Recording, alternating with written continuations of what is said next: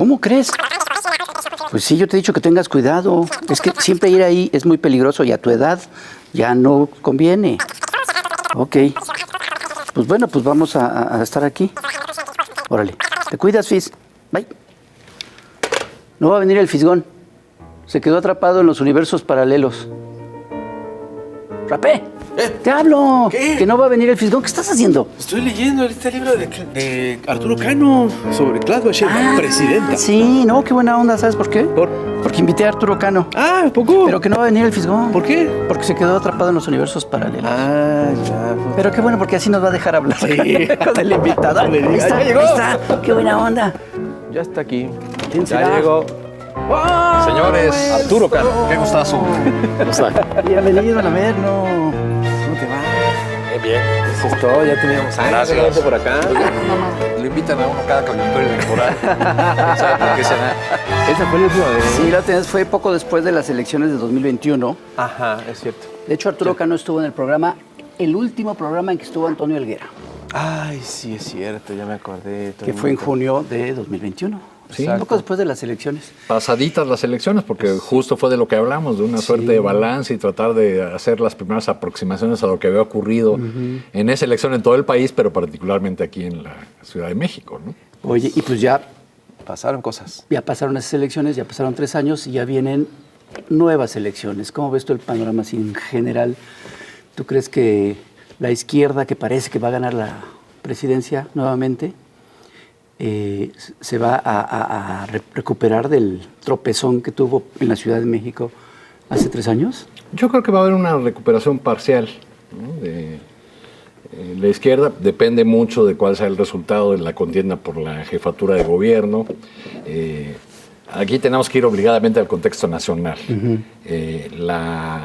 La aspirante que fue presentada como un fenómeno resultó ser un fenómeno, Sí. pero en el sentido negativo, porque argumentaban cuando la lanzaron a Xóchitl Gálvez que lo que le faltaba en los puntos de las encuestas era porque la gente no la conocía, que en cambio Claudia Sheinbaum había estado en la exposición pública durante mucho tiempo, en fin. Pero resulta que pues ya hubo precampaña, campaña, y el resultado es que entre más conocen a Xóchitl Gálvez, pues menos intención de voto Más rechazo tiene, provoca. o incluso más rechazo, ¿no? Hay algunas encuestas donde pues sí hay, es muy claro y altísimo el rechazo, ¿no? De hasta 40% por esa Porque ya de candidatura. conocimiento ya está casi al parejo que Claudia, ¿no? De conocimiento ya. Sí, ahí ya están casi empatadas, ¿no? Digo, como es obvio, porque su nombre y su imagen ha estado ya durante meses en las televisoras y en todos los espacios de difusión, ¿no? ¿Y hay medición de por qué es que hay ese rechazo? Digo, nosotros lo sabemos, lo tenemos muy identificado, pero estará medido por esas razones, por su actitud, por su infantilidad, por etcétera, etcétera. Ahí habría que recurrir a los grupos de enfoque, ¿no? Más que a las encuestas. Yo creo a este ejercicio que suelen hacer las personas que asesoran a los políticos o a las marcas, que reúnen a pequeños grupos de personas, pero de ciertas edades, con ciertas características sociales, y les plantean preguntas muy directas para ir ya más a fondo en los estudios. Les puedo citar uno reciente porque me lo comentó una persona que hizo este grupo de enfoque en Mérida, Yucatán.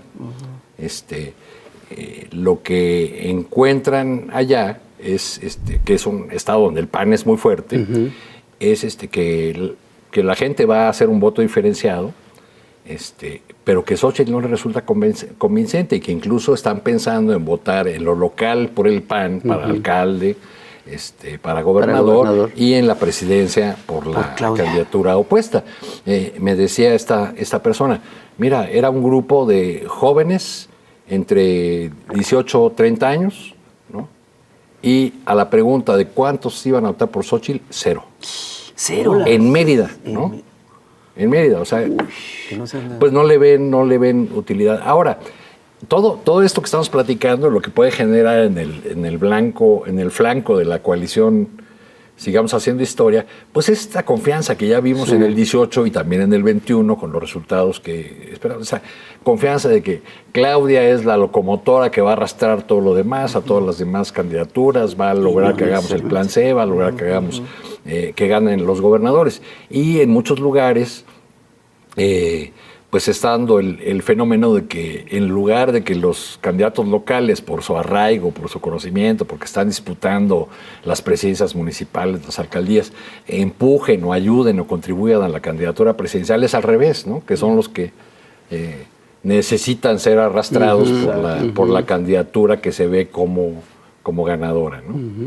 Oye, ahorita que estás mencionando eso, desde hace pocos días, o ya no tan pocos, pero bueno, desde hace algunos días, yo he estado leyendo varios analistas y demás que dicen que niegan la posibilidad de que Claudia tenga más votos que López Obrador. Les parece que eso es totalmente absurdo, no se explica de ninguna manera.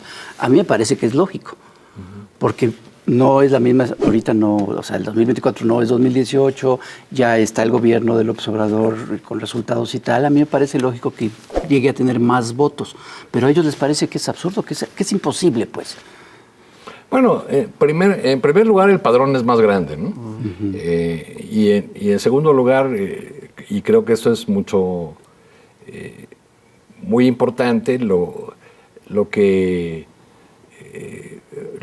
vamos a ver es una elección muy sujeta con alfileres al último momento, ¿no? A cuánta gente decida votar, salir a votar, ¿no?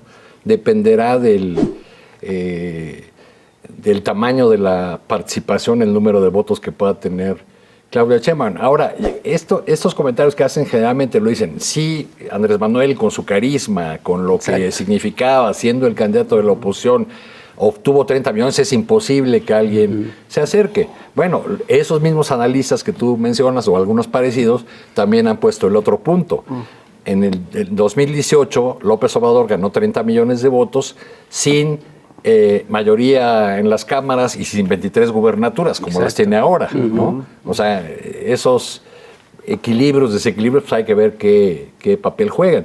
Yo lo que veo más preocupante, porque nos falta ya muy poco para la elección en este momento, es que siga creciendo este clima de enrarecido, este clima de confrontación que va más allá de la confrontación democrática normal de una elección. ¿Y a qué me refiero? A la guerra sucia, por supuesto, sobre todo desde la derecha, pero también a la violencia política en contra de los candidatos, que ha afectado mayormente a candidatos de Morena, pero de todos los partidos.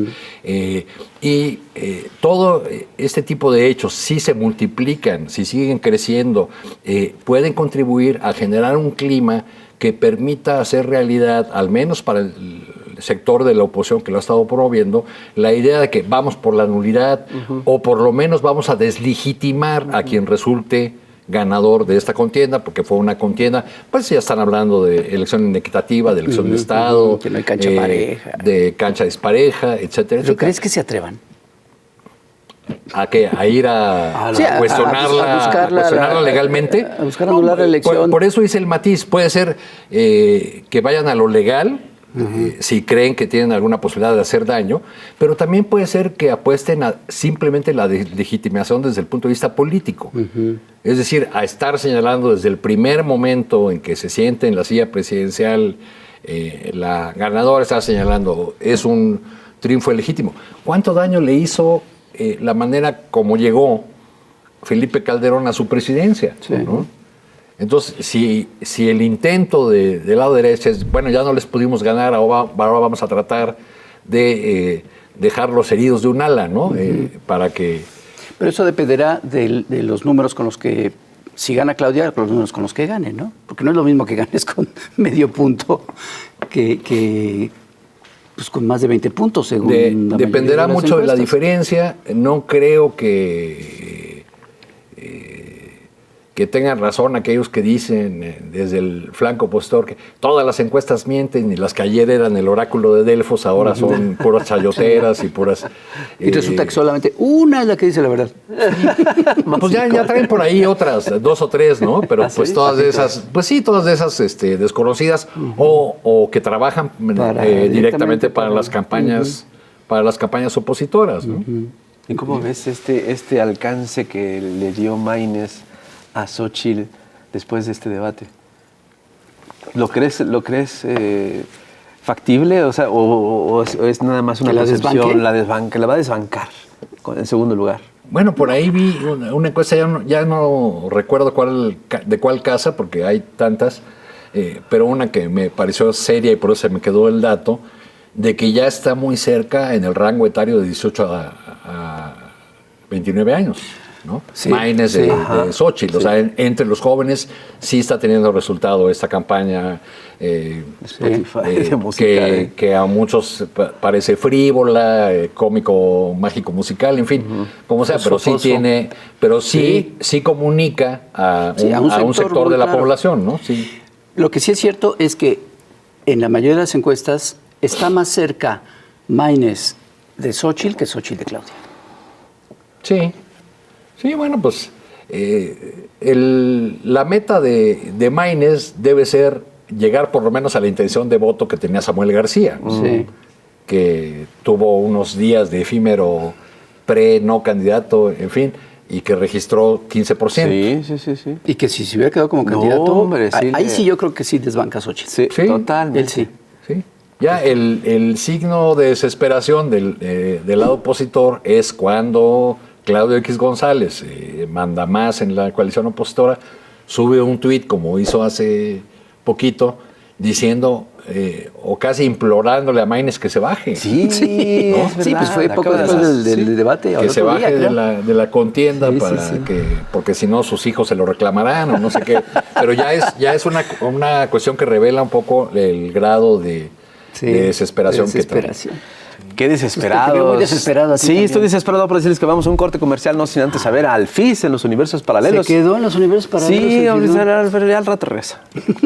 No se vayan, ahorita regresamos. Universos Paralelos presenta La liebre mentirosa y la tortuga honesta. Había una vez una liebre que estaba orgullosa de ser mentirosa y a todo el mundo le presumía que ella podía llegar más rápido y lejos que nadie. A la liebre le gustaba decir mentiras porque sabía que la calumnia viaja más rápido que la verdad y por eso soltaba una patraña tras otra. La liebre mentirosa se burlaba constantemente de la tortuga honesta que solo podía decir verdades. Y es que la verdad suele caminar con lentitud. La liebre embustera se burlaba de la tortuga sincera. Pinche tortuga de Iztapalapa, haces natación terrestre en deportivos públicos, eres una pobre de cuarta, a trabajar, huevona. Si a tu edad no tienes un patrimonio es que eres muy güey. Y un día, a la tortuga se le ocurrió hacerle una apuesta a la liebre. Estoy segura de que puedo llegar más lejos que tú, le dijo. ¿Más lejos que yo?, preguntó asombrada la liebre. Pues sí, más lejos que tú. Pongamos nuestra apuesta en aquella jefatura de gobierno y veamos quién gana la carrera. La liebre, divertida y burlona, aceptó.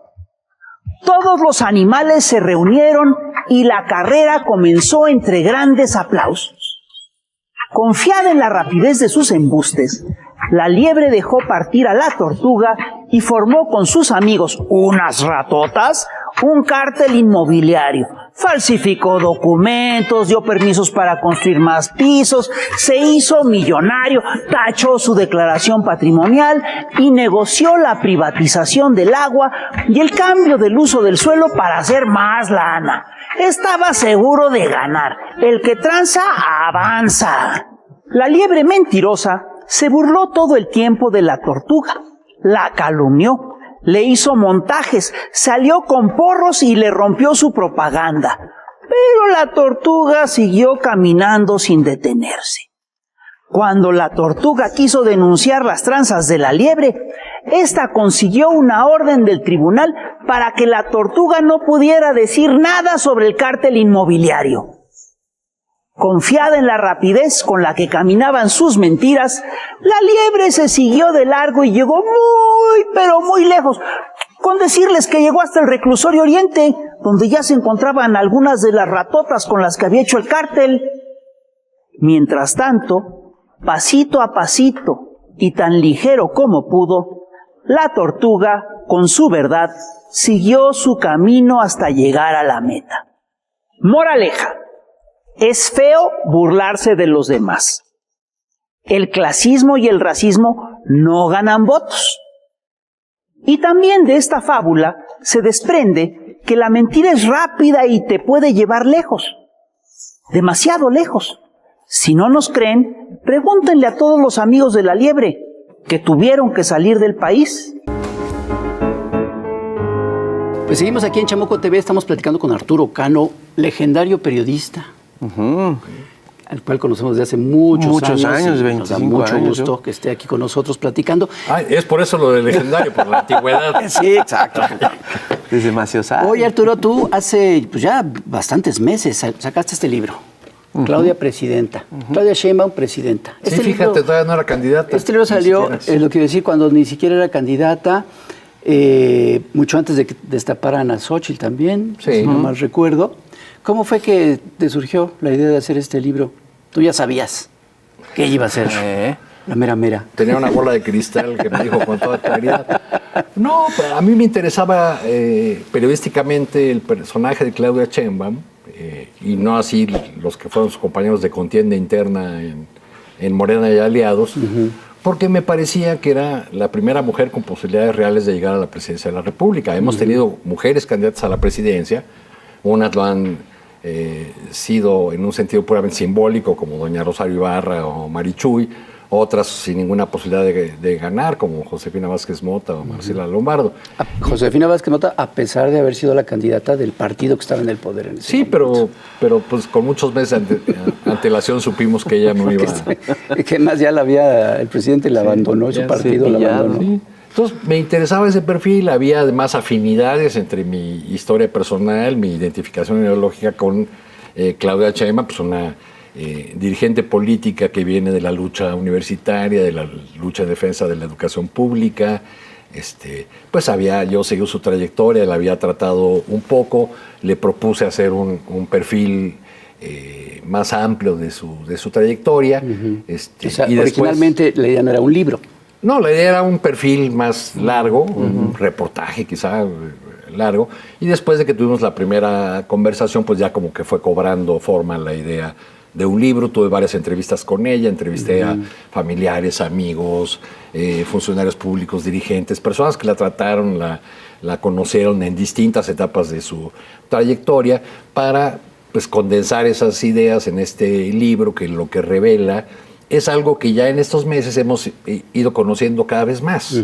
Es decir, una mujer disciplinada, seria, muy trabajadora, comprometida, con una historia personal de dedicación, esfuerzo de muchos grados. Bueno, pues ahí está toda esa historia. ¿Era conocida en aquel momento cuando el libro salió? Pues no. Yo hice una gira, mucha gente me invitó a distintos estados de la República, y ahí pude ver en esos espacios, en esas presentaciones, varias cosas curiosas. Primero que Claudia no era igual de conocida en el centro o sur del país que en el norte. Por ejemplo, en el norte eran más los mensajes de las personas presentes en los eventos para presentar el libro, que me decían, pues muchas gracias, porque realmente conocimos a Claudia Sheinbaum, no sabíamos nada de ella, o sabíamos muy poco, ¿no? Es un personaje en ese sentido pues muy de la UNAM y muy chilango, ¿no? Entonces fue así más conocida. Luego el libro sale en un momento en que todavía no ha ganado ella la encuesta interna de Morena. Entonces, a muchos lugares donde yo fui a presentar, me topé con cosas como que, bueno, pues aquí somos oposición, incluso con, por ejemplo, Ciudad Juárez, les voy a contar una, ¿no? A ver. Ahí organizaron unas amigas mías que primero tuvieron problemas para conseguir el espacio. Finalmente fue en la Universidad Autónoma de Ciudad Juárez, en la Biblioteca Central, que lleva el nombre de Carlos Montemayor, pero solamente les prestaron la biblioteca porque ya ahí, un par de meses antes, habían presentado el libro de Marcelo Ebrard, porque la primera respuesta de la rectoría de la universidad fue que, pues no, ¿cómo? Que es un libro muy político y ya eso es meterse en lo electoral. No pudieron decir que no porque ya habían presentado antes el libro de Ebrard. Y las mismas colegas de Juárez me dijeron, no, pues tú conoces a tu gremio, ¿verdad? La prestación es en la tarde, no van a llegar los periodistas, ya es viernes además. Mejor hay una conferencia de prensa a mediodía con los periodistas. De un montón de periodistas convocados, llegaron 5. Uy. Pero como mis amigas juarenses conocen a todos los periodistas de allá, les dije, oye, ¿por qué no viniste? ¿Qué pasó? La mitad no fue porque su medio tiene convenio con el gobierno del estado, o sea, Maru Campos, y la otra mitad porque tienen convenio con el alcalde de Ciudad Juárez, que era de Morena, pero que estaba con Adán Augusto López. Entonces, esa anécdota, revela un poco, pues, cómo esto de que ya la candidata oficial y que ya todo el aparato, no era así. La mayor parte de los gobernadores estaba con Adán Augusto López, ¿no? No con Claudio Sheinbaum. Es verdad. Sí, a mí siempre me pareció lógico desde 3 años antes, y así lo dije muchas veces públicamente, que la única persona que según yo garantizaba la continuación de la 4T era Claudia Sheinbaum, ¿no? Pero claro, eso es desde un punto de vista como muy chilango, ¿no? Como bien dices, pues en otras partes del país, por mucho que fuera la jefa de gobierno, pues no era un personaje muy conocido. Bueno, si la elección hubiera sido en Tabasco y Chiapas, la elección interna de Morena, pues el candidato sería Adán Augusto, sin duda, ¿no? No, ella no las tenía todas consigo, incluso tenía muchos personajes en contra. Tras conocerse que ella gana la encuesta, pues las cosas se han ido acomodando, pero con dificultades, ¿no? Porque hasta la fecha yo no he escuchado que Marcelo Ebrard haya dicho ya cerré el capítulo de aquella elección, o que la comisión de Morena respectiva haya dado ya el informe sobre la queja que presentó Marcelo. O sea, efectivamente, Marcelo tiene candidatos de su grupo a varias posiciones y está en la campaña, ya apareció en eventos públicos, pero pues no digamos que es una herida, yo creo que no totalmente cerrada. ¿No? Oye, pero entonces tu apuesta pues fue un poquito arriesgada, pero a pesar de eso decidiste que el título fuera este. Pues eso fue... O sea, ni siquiera entre signos de interrogación o algo así. Ya, eso, la mera verdad, me convencieron los editores. Ok. O sea, si ya te vas a aventar ese boleto, pues ya de una vez un título provocador, ¿no? Y ahí... ¿Tenías un título de trabajo? ¿O no? Sí, pero era demasiado largo, ¿no? Era algo que aludía a sus orígenes de izquierda, a la congruencia, a esta trayectoria, a una idea que yo creo que está presente en el libro, que es valiosa de la personalidad política de Claudia Sheinbaum. Claudia Sheinbaum representa a una generación que siempre entendió la política como acción colectiva, que no la entiende de otra manera, ¿no? Exacto. Y esa es una gran diferencia, por ejemplo, con la otra pieza bibliográfica que salió en esos meses, la de Marcelo Ebrard, que el libro de Marcelo Ebrard, claro, lo escribió él además, ¿no? Es un relato de un funcionario público esforzado que por su talento y sus méritos va ascendiendo en una escala, ¿no? Es el mérito individual donde figuran los colaboradores como eso. ¿O acaso el maestro, Manuel Camacho, pues como eso, como el maestro? Pero es sobre todo una cuestión del talento. Y creo que en el caso de Claudia, pues siempre hay esta cosa de la historia colectiva, porque ella desde niña participa en actividades políticas, pero siempre en grupos, en organizaciones, en las cuales la deliberación es algo fundamental, es algo crucial. Algo que, por cierto, se ha perdido en la actual Morena y en sus aliados, ¿no? O sea, prácticamente no hay esa que siempre fue una característica y un orgullo de la izquierda, lo del debate, incluso el debate a veces encendido, duro. En fin, eso no se ha perdido. Ojalá sea recuperable, ¿no? Cuando nos vemos en el espejo de América Latina, yo he pensado varias veces y respecto a nuestra propia situación y el futuro de México, ¿cuál es la diferencia en el destino de los gobiernos progresistas latinoamericanos y cómo se pueden recuperar cuando tienen caídas por golpes o por sus propios errores, ¿no? La diferencia la podemos ver, yo creo, muy clara entre Ecuador y Bolivia. En Ecuador el correísmo no ha podido recuperar el poder. ¿No? En Bolivia lo recuperaron en un año y con una votación superior a la de Evo Morales. Y con un golpe de Estado en medio. Con un golpe de Estado de por medio. ¿Cuál es la diferencia entre ambos países? La gente, ¿no? Que en Bolivia había partido. En Bolivia estaba el MAS. En Ecuador lo que existe es la figura de Correa. Sí. Esa es la diferencia. ¿no? Entonces creo que una gran preocupación hacia adelante de ese es un poquito ahorita el riesgo, pues ¿no? Lo que se va a construir. Que Morena sobreviva a López Obrador en México. Pues yo diría que primero que Morena se haga partido, porque no lo ha sido propiamente, ¿no? O sea, ¿qué entendemos como partido político? Una organización que tiene una vida en la que de manera regular sus miembros se reúnen a escala muy local, regional, nacional, deliberan sobre los temas que les son comunes, deciden la plataforma del partido. Eso no ha existido, no se ha construido. Está en el camino la historia de cómo terminó el PRD y eso ha sido Y esa es una amenaza. Es una sombra ahí. Sí, ha sido la sombra permanente y quizá también el pretexto para decir, no, ¿para qué queremos que se nos hagan otra vez corrientes? Aunque no lo admiten las corrientes o los agrupamientos, ahí están en Morena. Aunque no las admiten, aunque no están legalmente establecidas, pues ahí están, ¿no? Veo un escenario preocupante, como les decía, en un sentido por la violencia que puede venir o hechos desestabilizadores en este mes que queda, en esos días que quedan ya a la elección. Esperemos que eso no ocurra, ¿no? No se ponga más difícil la situación. Si no pasa nada de eso, yo creo que va a ser una elección, pues sí, con sus incidentes en varias partes del país, pero que puede ganar una candidata de manera muy holgada, según indican todas las encuestas. Vamos a ver si todas las encuestas se equivocaron y la única buena es más el Kohler. Arturo, estábamos platicando, hace rato estabas mencionando las características de Claudia Sheinbaum que la hacen una mujer presidenciable, que la hacen una candidata presidenciable. A diferencia de una candidata como Xóchitl Gálvez, que la hemos visto en los debates, en su cotidianidad, con cero características para ser presidenciable siquiera. ¿Qué características tú encuentras en Claudia Sheinbaum que no son criticables? Fíjate, cuando presenté este libro en el estado de Puebla, los prestadores fueron 3 jóvenes científicos muy claudistas, que se ofendieron cuando una mujer mayor del público, de izquierda evidentemente, les dijo, pues yo no sé por qué ustedes quieren encontrarle a Claudia Sheinbaum un carisma que no tiene.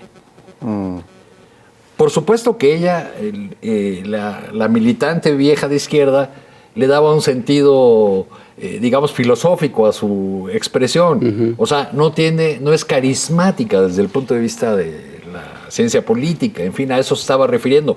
Pero estos jóvenes se lo tomaron como si los estuviera ofendiendo, como si les dijera que su candidata no era simpática, ¿no? Y yo ahí cuando intervine, porque las cosas se pusieron ahí medio complicadas entre esos jóvenes y la señora, les dije, bueno, a ver, entendámonos. Primero, Claudia no está en un concurso para mi simpatía. Exacto. No tiene que ganar eso.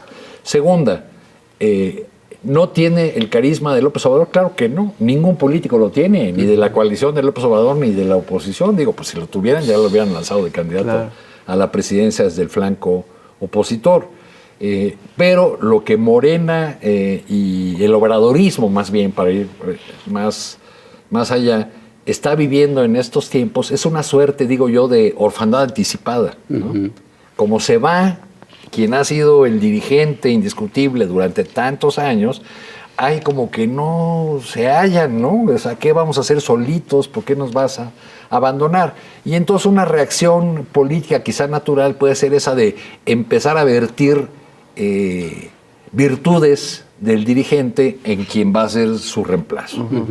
Y yo creo que ese es un error, porque Claudia tiene sus propias características, su propia historia. Exacto. Lo que decía hace rato de alguien que entiende la política como acción colectiva, y claro, ahora no está haciendo la lucha del CEU, está por la presidencia de la República, y eso de acción colectiva, ¿en qué se traduce? Pues como ha estado haciendo, involucrando a todos los sectores sociales, económicos, políticos, no solo a mesas donde les escucha, sino a sus propios equipos de campaña, ¿no?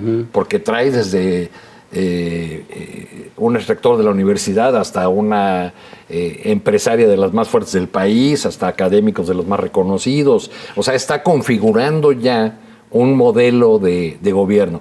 Esa es una característica de ella que a veces, que quizá en algún momento pueda ser un defecto. Uno puede pensar, por ejemplo, durante la pandemia, Claudia, eso me lo dice en el libro, está publicado, dice, yo diseñé el programa de vacunación en mi propia computadora. Uno podría decir, esa obsesión por los detalles y por estar al tanto de todo, ¿es virtud o es defecto?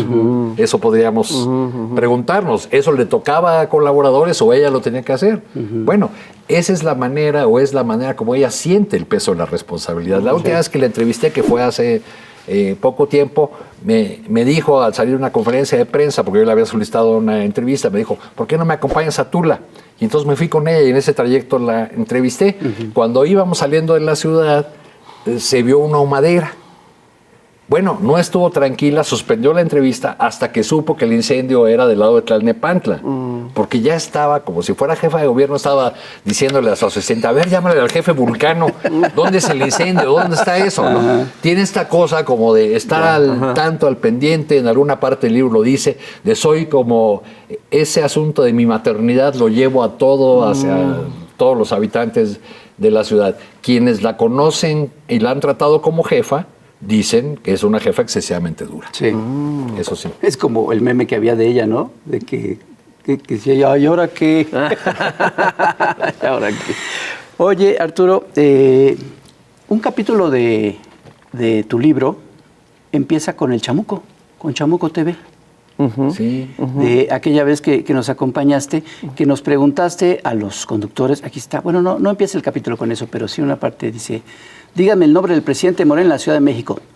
3 periodistas informados, los caricaturistas Helguera, Hernández y Rapé, respondieron primero con risas. Pasados unos segundos, Hernández admitió, no sabemos. No sabíamos quién era el presidente de Morena en la Ciudad de México. Ahora ya sabemos. Sí. Y era uno de los argumentos del desastre que fue la elección de 2021. Bueno, el hecho de que ustedes no supieran ese dato, a mí me indicaba eso que les decía hace un rato, que el partido como tal no existe o tiene una importancia secundaria. Es que además apenas se estaba formando cuando llega a la presidencia de la República, cuando empezó a tener mucho poder, pues, cuando aún no se construía totalmente como partido, ¿no? Yo creo que es el paso más exitoso de un partido nuevo. Yo creo que hubo una decisión política de no hacerlo como un partido tradicional, sino más bien conservar una suerte de estructura que se activa en tiempos electorales, ¿no? Lo que está bien para ganar elecciones, pero para todo lo demás, digo, porque como ya nos han enseñado cotidianamente los problemas del país en estos años, pues hay algunos que necesitan un debate permanente, algunas cosas que tenemos que estar discutiendo todos los días. Ahora, estas campañas han resultado, para mí al menos, anticlimáticas, porque en lugar de estar discutiendo los grandes del país, problemas del país, estamos discutiendo detalles de la vida personal de las candidatas, o si una pega un chicle, o si el otro se ríe de determinada manera, en fin. Siempre es un poco eso, ¿no? Bueno, sí, el morbo de la gente. Pero con lo otro, o sea, pero los problemas no deberían estar también discutiéndose. Por supuesto. ¿No? Ese es, Sí, totalmente de acuerdo. Digo, y además es a la derecha, la derecha puede dejarlo todo en eslogan, ¿no?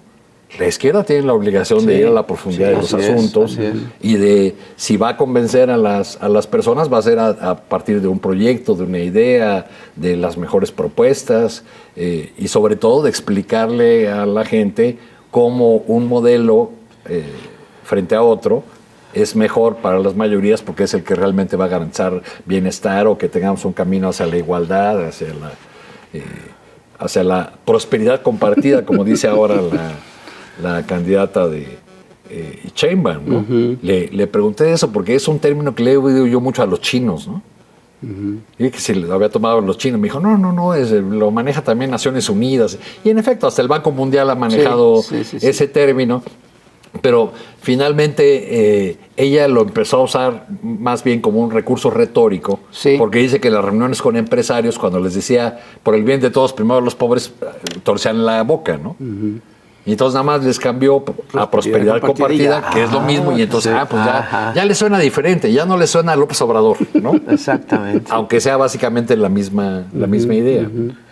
Oye, ahorita que decías esto del que la derecha se maneja con puros eslogans, recordé que hace unos días, poco después del debate de hace 8 días, Jorge Castañeda estaba muy contento porque Xóchitl Gálvez le hizo caso y dijo algo así como, en los debates a lo que va, no vas a proponer proyectos de país, pero no, a los debates vas a matar.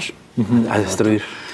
A mí me parece que esos consejos, o sea, yo creo que Castañeda es el peor enemigo de Xóchitl Gálvez, porque esos consejos a estas alturas, en un México que ya es totalmente distinto al México del 2000 o del 2006, es ya un absurdo, ¿no? Estos personajes no están entendiendo lo que está pasando y esa es una de las explicaciones por las que no han dado una y la campaña de Xóchitl algo que vendían, ¿no?, como uno de los mayores atributos de Xóchitl era su frescura, su naturalidad. Bueno, pero se la quitaron. Con los meses de campaña, pues eso se va desgastando, eso ya no existe. Pero además pareciera que hasta por orden de sus consejeros, lo que sea, le quitaron eso, ¿no? Les hizo caso y la convirtieron nuevamente en el punto de partida, es decir, la botarga estridente que se ganó la candidatura presidencial de esa manera. Pero después de pasar por varios tumbos que no iban a ningún lado. Volteretas. Bueno, pues porque hay un mal de origen, ¿no? Exacto. O sea, la idea... falla de origen. Una falla de origen, o una mentira de origen, para decirlo. O sea, la idea de soy una candidata ciudadana, o sea, una persona que ha obtenido todos sus cargos por un partido político, que vio la prosperidad de sus empresas llegar cuando ocupó cargos, o afianzarse cuando ocupó contratos, cargos públicos, que toda la vida se ha identificado con el programa político de Acción Nacional, decir soy ciudadana, pues es una primera mentira. Ahora, ¿qué aportan la mayoría de esos que están en la campaña de Xóchitl y se dicen ciudadanos?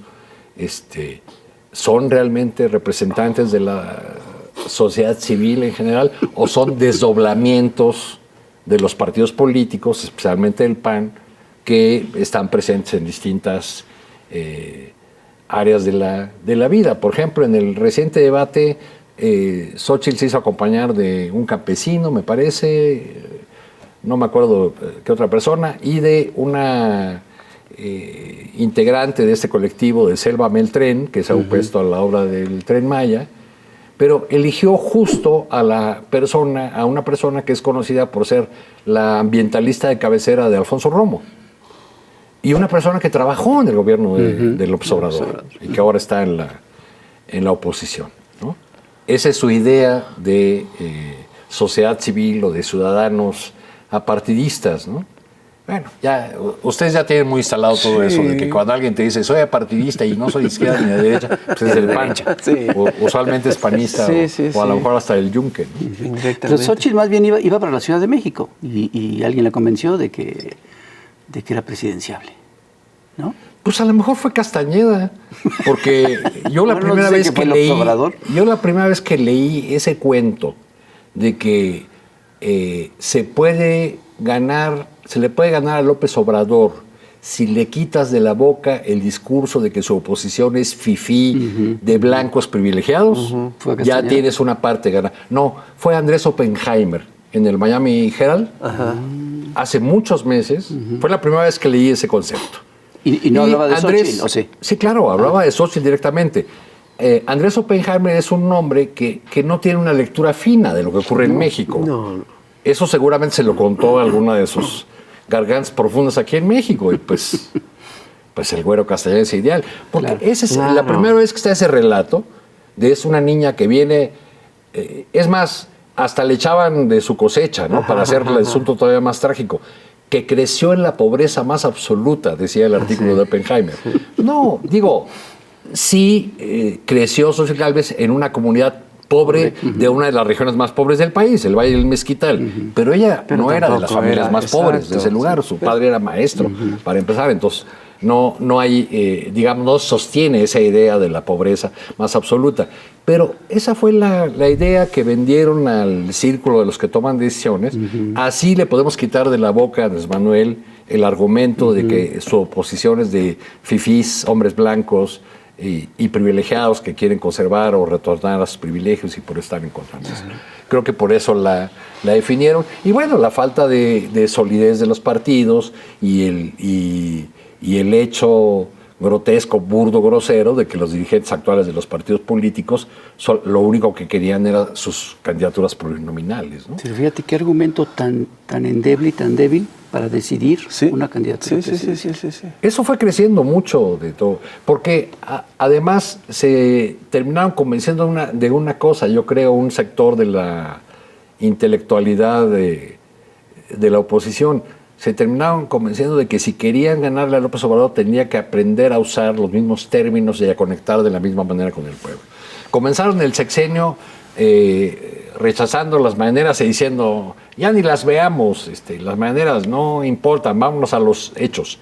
Porque nunca entendieron, o al principio al menos no entendieron, que López Obrador no les hablaba a ellos en esas mañaneras. Claro. No se estaba dirigiendo a las élites, no se estaba dirigiendo, como hacían otros presidentes, a cierto sector empresarial o a cierto sector que toma decisiones. Estaba hablando a la gente. Entonces, creo que pensaron que solamente con una candidata de esas características podían ser competitivos. Uh-huh. Oye, Arturo, dicen por ahí que hasta los mentirosos tienen límites. Y últimamente... hasta los mentirosos tienen la razón. Y bueno, en la política, pues la mentira se convierte en una herramienta de trabajo.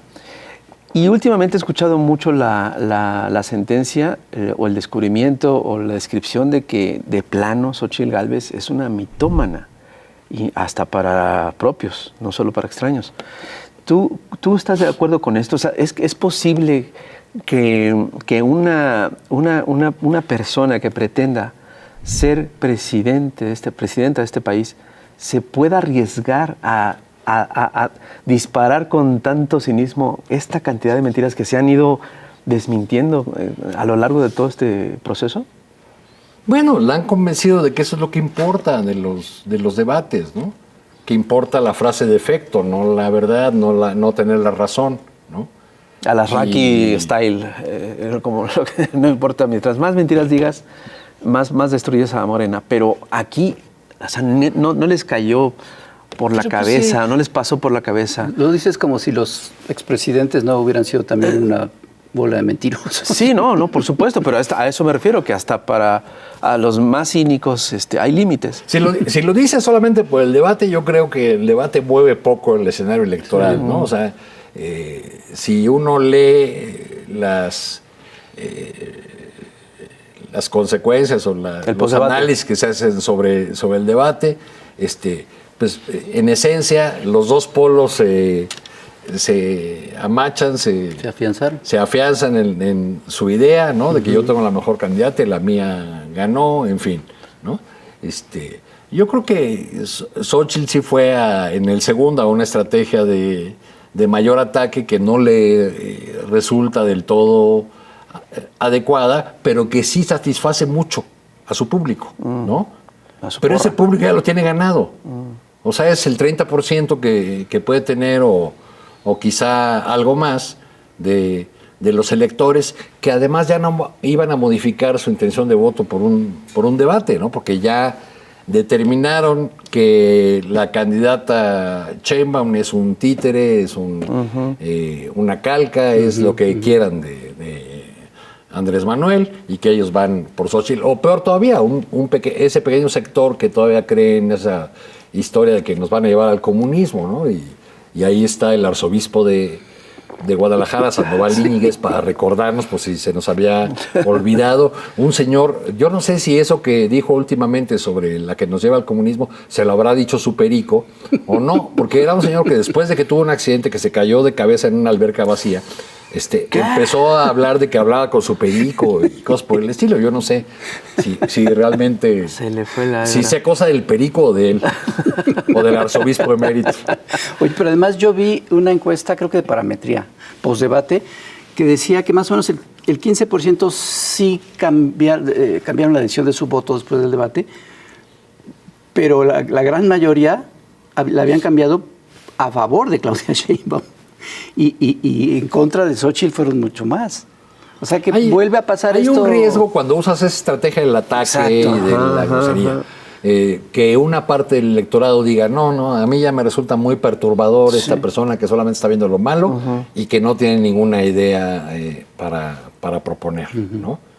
Porque en la mayor parte de las líneas de ataque de Xóchitl, pues lo que vemos, o sea, en esas en las que insistió de que eres mentirosa, Claudia, y no sé qué, pues son las líneas argumentales de la oposición durante todo el sexenio. Sí.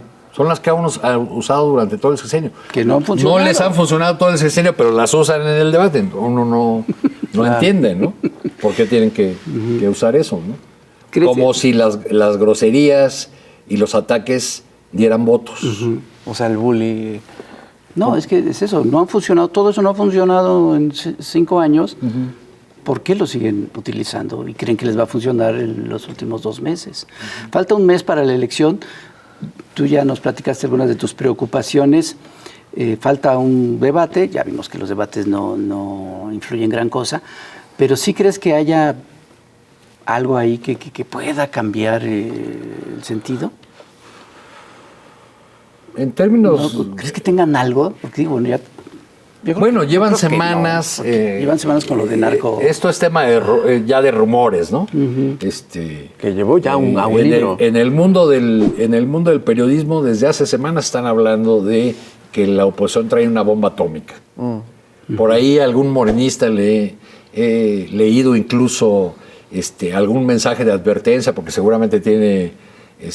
amigos en la oposición que dice, si tú que estás en la capa de Sheinbaum y sabes lo que van a hacer, ¿a poco vas a entrar hasta ese punto, no? Porque están mucho con esta idea de que traen una bomba atómica y que la soltarán en su momento, y que si no la han soltado es porque no les conviene así en términos de estrategia electoral. No sé qué puedan traer o qué... Pero una bomba atómica conviene sí. O contra Andrés. Pero ¿conviene soltarla tan cerca de la elección? No pues convendría... Esto que les digo ya lleva semanas. Entonces, la bomba atómica parece que se les quedó por ahí atorada. Es muy difícil ver que se vaya ese cambio. Yo creo que el optimismo... por otro lado, creo que el optimismo de Morena y sus aliados debe tener, a diferencia del 21, debe tener ciertos candaditos, porque hay lugares donde sí tienen focos rojos, ¿no? La Ciudad de México no es un paseo, no es un día de campo para Morena. Además, con el derrumbe, es un error decir el derrumbe, no se puede derrumbar lo que nunca subió, como en el caso de Xóchitl. Con la realidad electoral de Xóchitl Gálvez, algunos han apostado por la Ciudad de México y por el candidato, el señor... representante de este grupo político de... La priandilla inmobiliaria. Que le llaman ahora la priandilla. Ayer dijo eso Claudia Sheinbaum, porque ya no le puede llamar cartel inmobiliario. Pues han apostado acá en la Ciudad de México. Contra Morena y sus aliados influyen malas decisiones de candidatos, alianzas con todos esos que apenas ayer dejaron el PRI o el PAN, y que quién sabe cuál sea el aporte electoral que van a ofrecer. Aquí en la Ciudad de México, por ejemplo, quizá recuperen algunas de las 9 alcaldías que perdieron, pero no creo que vaya a ser la mayoría de las que perdieron. Hay alcaldías que son de por sí muy competidas y donde mandaron como candidatos a personas que no son conocidas, que no han hecho trabajo político en los lugares, o que de plano en la elección pasada o hace 2 elecciones apenas fueron candidatas del PRI, ¿no? Entonces, en el Estado de México también hay un foco rojo en el caso de Ecatepec, donde sacaron de la decisión al que había sido alcalde y entonces él va por su lado. En fin, así en muchas entidades hay estos problemas que no afectarán el resultado global, pienso yo. No, pero sí pero tienen sus consecuencias. Que tienen sus consecuencias. En el caso de la Ciudad de México, pues ya lo discutimos aquí hace unos años. La Ciudad de México tiene no solamente un peso electoral real por el número de electores, sino un peso simbólico, sobre todo para esta fuerza política que es el obradorismo, pues porque aquí surgió. Sí. Así es. O sea, ¿crees que tenga chance Tajada de ganar? O sea, sería absurdo que la ciudad que gobernó, la que eventualmente sería la presidenta, se pierde esa ciudad, ¿no? Bueno, por los números que yo veo, no creo que le dé Que le alcance. a Santiago Taboada. Creo que el margen puede ser ajustado. Sí, que no sean los 12, 15 que manejan las encuestas. de 2 dígitos. Sí, no puede hacer un poco como lo que pasó en el Estado de México. Sí, un resultado muy ajustado. 6, 8 y pues veremos veremos ahora sí que distrito por distrito y alcaldía por alcaldía habrá que ir viendo qué dividendos dieron esas alianzas o el haber otorgado candidaturas por cuota a los perdedores, como la de Álvaro Obregón, que se la dieron a Marcelo Ebrard, Sí. o la Cuauhtémoc, que conserva Ricardo Monreal, ¿no? Sí, que conserva con un partido con otro, pero Sí, él sí, sigue pero manejando. Sí, sería el cuarto gobierno bastión. monrealista. Exactamente. Sí, Sería el cuarto gobierno El monrealista, monrealismo. en Cuauhtémoc con el monrealismo mágico. Fíjate que hace 8 días fui a Cuernavaca a presentar un libro homenaje a Helguera que hicimos. Y la gente, el público, después en las preguntas, estaban preocupados por el eventual regreso de la derecha a gobernar. Y entre otras cosas yo decía que, bueno, que sí, eventualmente pues así sucede en la historia, ¿no? Hay un movimiento pendular, pues, ¿no? No puede uno evitar esas cosas. Pero lo riesgoso es que regresara a la derecha a través de Morena, ¿no? Que se fueran colando tantos personajes que pasara un poco lo que pasó en la Ciudad de México con Mancera, ¿no? Que regresara a la derecha, pero a través del partido que está gobernando, que supuestamente es de izquierda. Bueno, es que eso no es un riesgo, eso es una realidad ya en muchos Eso ya lugares está del pasando. país. Claro. Esos convertidos. O sea, Baja California, por Sí, sí, sí. poner un ejemplo. Con excepción del secretario de Gobierno, que es uno que proviene de las filas del PRT, del antiguo trotskismo baja californiano, todo el gabinete de la gobernadora es de panistas. De expanistas de apenas ayer. Y es lo que puede pasar en Jalisco, Sí. ¿no? O vean el Que a lo mejor gabinete sí de gana Morena, pero... Mara Lezama Exacto. en Quintana Roo. En fin, lo que ha ocurrido con esa sacudida del tablero que logró López Obrador en el 18 es que hay un reacomodo, pero en general de los mismos, ¿no? Y es que como le gusta decir al presidente que lo nuevo no acaba de nacer y lo viejo no acaba de morir, pues están tardando. Por ejemplo, para poner un ejemplo fuera de Morena, ¿no? La principal batalla de Maínez en sus declaraciones, en sus piezas, ha sido contra el PRI. Y particularmente contra Manlio Fabio Beltrones. ¿No? Cuando se echaron los tragos en el estadio, le mandaron hasta un mensaje así muy en tono teno, ay papá, ya te vamos a jubilar y bla, bla. Bueno, el jefe dueño del partido Movimiento Ciudadano, Dante Delgado, y Manlio Fabio Beltrones, fueron ambos cachorros de Fernando Gutiérrez Barrios. Sí. ¿no? Sí. O sea, estamos viviendo la continuación de un pleito que viene desde el siglo pasado entre dos personajes de la política. O sea, ¿puede haber política más antigua en México que la que hizo Fernando Gutiérrez Barrios? Sí, Pues sí, no. sí. Pues no.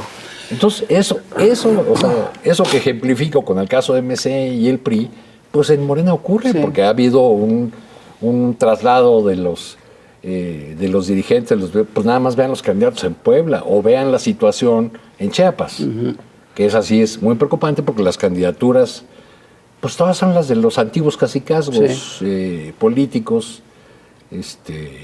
y uno puede decir, bueno, pues es que son los que tienen experiencia de gobierno, son los que tienen recursos, son los que saben ganar elecciones. Bueno, por lo menos deberíamos ver en el horizonte que hay cuadros nuevos que van emergiendo, que se están formando, Sí. que se están preparando, pero no se ve con claridad Lo que ideal eso... es que sí se diera un cambio generacional real y no solo un reacomodo de Exacto. estos dinosaurios, ¿no? Pues ya nos estamos Atraviesos. yendo. Sí, Nada más vámonos. quisiera preguntarte, ¿qué piensas de que vamos a tener una mujer presidenta? escribí un artículo para... Es el primer país de Norteamérica con Sí. una mujer presidenta. Escribí un artículo para una revista gringa que se llama The Nation. Me costó mucho trabajo porque es explicarles a los gringos quién es Claudia Sheinbaum. Y no puede dar uno por sentado cosas como para el lector mexicano, que ya sabe que es Morena, que sabe de dónde surgió, que sabe más o menos en términos generales cuál fue la historia de ese partido y lo que pasó en el 18. ¿No? Y en esa pieza que escribí para The Nation, que se está circulando en el número de este mes de abril, El mes pasado, o del pasado mes, en mayo. el pasado mes de abril, ya estamos en mayo, dejé que esa pregunta la respondiera una amiga, una funcionaria que fue funcionaria pública, ahora está en un organismo de estos civiles que se dedica a temas de medio ambiente, mi amiga Leti Gutiérrez, porque alguna vez había tenido una conversación con ella sobre ese tema y entonces le pedí que me dijera otra vez alguna frase que le motivara el hecho de saber que Claudia iba a ser la candidata. Y entonces me respondió, mira, más allá de las cualidades del personaje o de las diferencias que uno pueda tener con alguien como Claudia, me dijo, a mí cuando supe, mi globito morado se me fue hasta el cielo, porque yo crecí en un país donde nunca vi a una mujer en uno de esos cargos. Y mis hijas, que tienen 4 y 7 años, van a crecer en un país donde va a ser absolutamente natural que una mujer esté en la más alta posición del poder. Exacto. Y eso ya es un avance, eso ya es un Tremendo. Pues muy bien. Pues muchas gracias, Arturo. Muchísimas gracias a ustedes. Estuvo todo. muy buena la plática. Sí, Muy estuvo buena. buena, se puso peleaguda. Señoras y señores, muchas gracias por compartirnos, comentarnos, coleccionarnos y por evitar la última C, que es censurarnos. Vámonos, cuídense mucho, nos vemos a la próxima. Nos vemos. Ya lo bye, saben. Gracias.